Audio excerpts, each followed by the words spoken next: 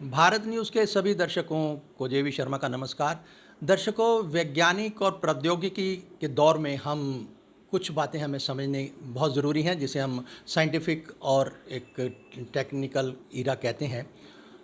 इस दौर में अगर कोई, जैसे कहते हैं कि वायरस बनता है, तो उसका एंटी वायरस भी साथ के साथ बनाया जाता है। अगर ये टेक्निकल हम कंप्यूटर की उसमें देखते हैं, तो वायरस आ गया तो वायरस को उसको दूर करने के लिए उपाय, जो सरल भाषा में बात करें तो उपाय ढूंढे जाते हैं।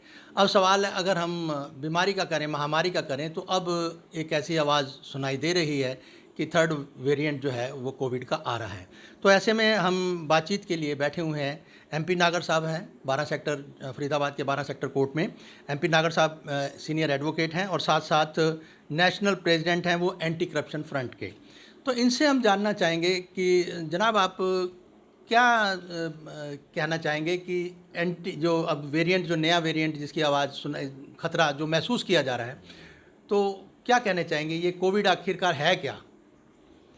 देखिए शर्मा जी, मैं कोविड के बारे में जो कहना चाहता हूँ वो सिर्फ इतना है कि अगर कोई नया वेरिएंट आ गया है और अभी वो भारत में नहीं आया है, अभी उसने एंट्री किया है केवल चाइना के अंदर, तो चाइना में जो वेरिएंट आया है उसको रोकने का केवल एकमात्र उपाय है कि जो फ़्लाइट्स चाइना से भारत में आ रही हैं या वहाँ से घूमकर जो फ़्लाइट्स भारत में आ रही हैं, केवल उन फ़्लाइट्स के ऊपर पूरी तरह से बैन लगा दिया जाए। तो ये जो वेरिएंट भारत में आने वाला ये नहीं आएगा। यानी पूरी दुनिया में यानी अंकुश लग सकता है। जी जी अंकुश लगाया जा सकता है और बहुत आसानी से लगाया जा सकता है। यानी जो ओरिजिन प्लेस है किसी चीज़ का, हाँ, अगर हम उसी को ही बंद कर यानी देंगे, सोर्स ही बंद कर दी जाए। जब सोर्स बंद कर देंगे तो जी वो नेचुरल तौर पे बंद हो जी। जाएगा। जी। एक सवाल और है जो गंभीर है, वो ये कि बीमारी का व्याप्त होना एक बात है, लेकिन जिस तरह से एक भय व्याप्त हो जाता है या किया जाता है, यूँ समझो, उसके अंदर मैं तो मीडिया के रोल की अगर मैं बात करूँ तो राउंड द क्लॉक चौबीसों घंटे एक ही खबर, एक ही बात, ये जो हमें देखने को मिलती है, तो इसके बारे में आप क्या कहना चाहेंगे कि एक छोटी सी बात है, यानी एक एक आंकड़ा मान लिया अगर इंक्रीज़ होता है, शाम को मतलब आज सुबह तीन तीन मरीज़ हैं और शाम तक वो 300 हो जाते हैं और अगले दिन 3000 हो जाते हैं, इस और वो वही खबर जो है चौबीसों घंटे लोगों के दिमाग में डाल दी जाती है। तो इस मीडिया की भूमिका के बारे में आप क्या कहेंगे? देखिए सर, मीडिया की जो भूमिका है ना, मेरा मानना ये है कि इस देश में एक इस तरह की पोजीशन है, जैसे आपने सुना होगा कि सांप के काटने से उतने लोग नहीं मरते जितने सांप का नाम लेने मात्र से कि सांप ने काट लिया उस दहशत में मर जाते हैं। दहशत। जी। यानी दहशत में जितने लोग मरते हैं वो अटैक से मरते हैं, उस जहर से नहीं मरते हैं। ऐसे ही मीडिया के बारे में कहना चाहूँगा कि जो हमारे भारत का मीडिया है ये अभी सही मायने में निष्पक्ष तौर पे काम नहीं कर रहा है। कुछ मीडिया हाउस हैं जो ईमानदारी से काम करते हैं, परंतु 98% मीडिया हाउस ऐसे हैं जो ईमानदारी से काम नहीं कर रहे हैं।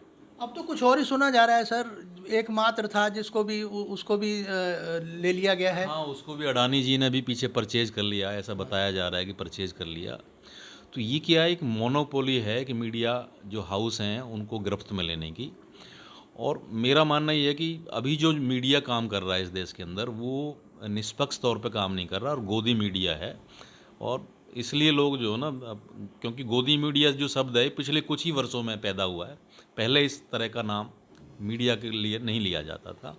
एक सवाल है कि एक तरफ तो राहुल गांधी की भारत जोड़ो यात्रा चल रही है जी। और अभी 2-3 दिन के अंदर ही इस वेरिएंट की भी ये चेतावनी भी समझ लो या एक जानकारी समझ लो कि आप सचेत रहें, लोगों को ये कहा जा रहा है। तो इन दोनों को आप अगर हम देखें तो किस दृष्टि से देखेंगे आप? देखिए शर्मा साहब, मेरा कहना ये है कि मैं वैसे एक निष्पक्ष बात करूँगा, क्योंकि ये जो सरकार है ये किसी भी आंदोलन से डरती है।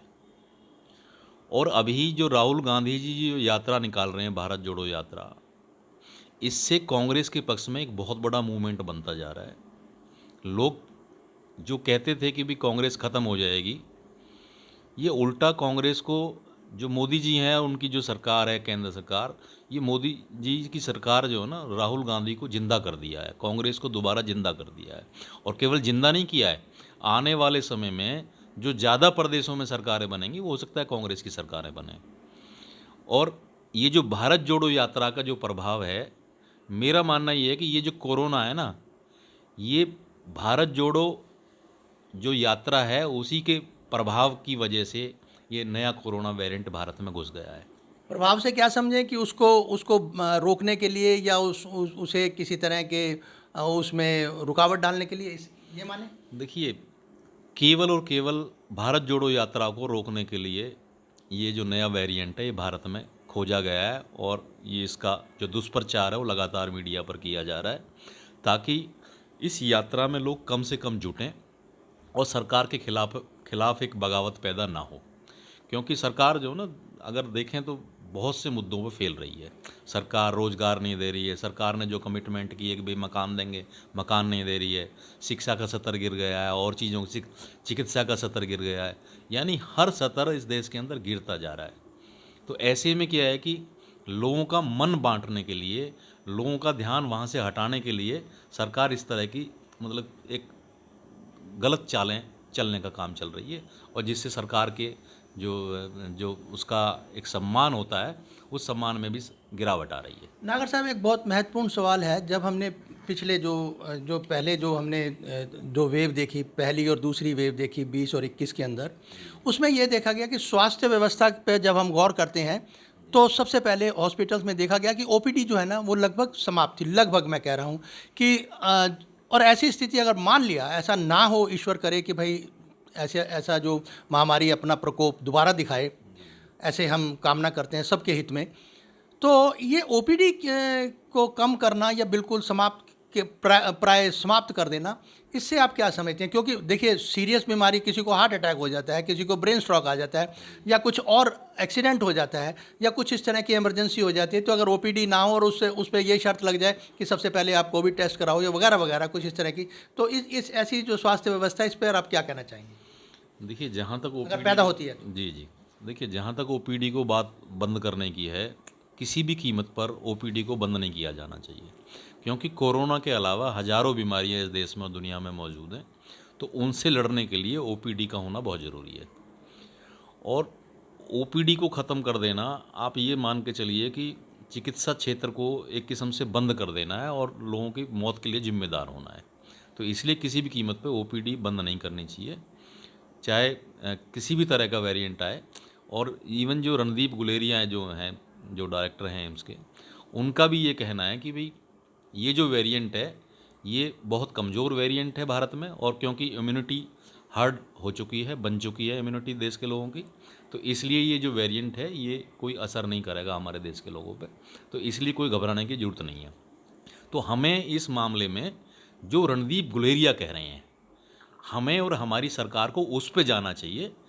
जो मनसुख मांडविया जो स्वास्थ्य मंत्री देश का कह रहा है उस पर नहीं जाना चाहिए, क्योंकि मनसुख मांडविया एक भाजपा का नेता हो सकता है, मोदी का व्यक्ति हो सकता है, परंतु जो रणदीप गुलेरिया कह रहा है हमें उसकी बात को फॉलो करना चाहिए, और देश के लोगों को मीडिया से भयभीत ना होकर उसका मुकाबला करना चाहिए, ऐसा मेरा मानना है।